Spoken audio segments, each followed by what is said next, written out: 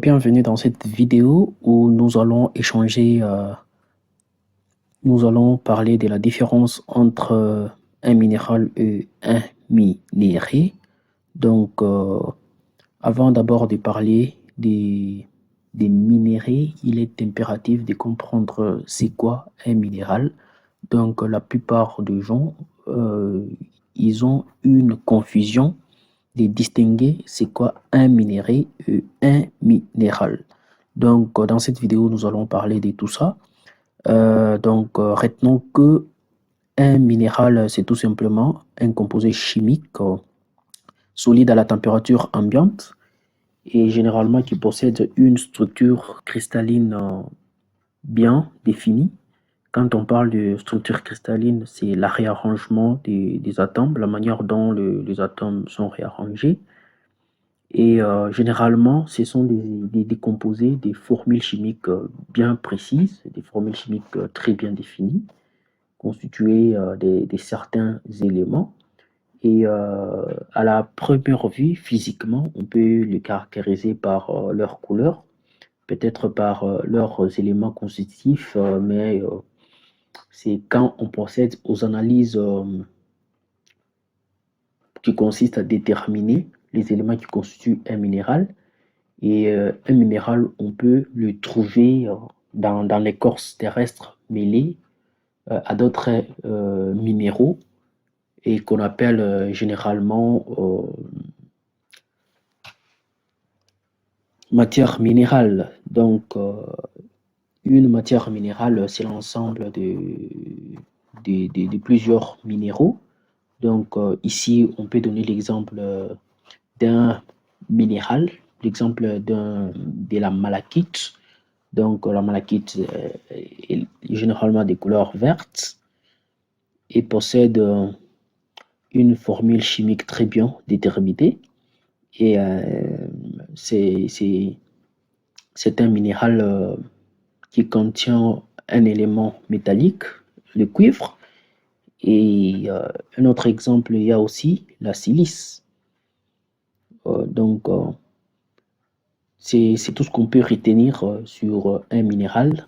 Un minéral, c'est tout simplement un composé chimique à la température ambiante, possède une structure cristalline très bien définie. Généralement, leur composition est constante, elle ne varie pas. Ce sont des composés naturels qu'on retrouve dans l'écorce terrestre. Donc, beaucoup plus, il y a des minéraux qui contiennent des éléments qu'on peut valoriser après dans l'industrie.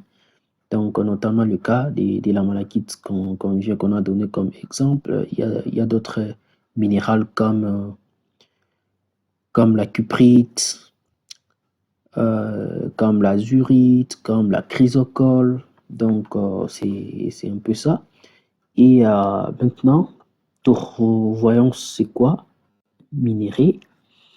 Un minerai, c'est tout simplement une matière minérale qu'on peut valoriser grâce à la présence d'un ou plusieurs minéraux.